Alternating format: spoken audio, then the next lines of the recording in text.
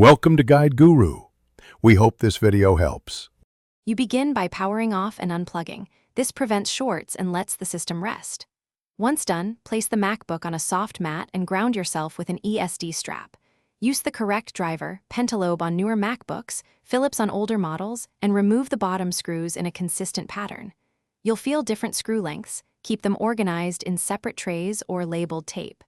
Now lift the back plate gently from the hinge end. Don't force it. You now open the case and inspect the layout. Identify the battery and nearby connectors that hold the case in place. First, disconnect the battery to cut power. Use a plastic spudger to pry the connector straight up to avoid bending pins. Next, remove any brackets or screws that secure the top shell or camera ribbon. Store these with their matching screw types.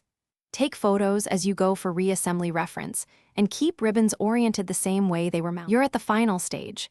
Lift the top case evenly from one edge while checking for any hidden screws under rubber feet or labels. If clips resist, press adjacent clips inward and pry gently. Broken clips can be replaced later, but forcing risks chassis damage.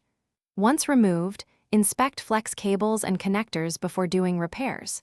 If the case refuses to budge, stop and recheck for missed fasteners. Apply heat briefly to soften adhesive only if necessary, and you know the model's tolerances.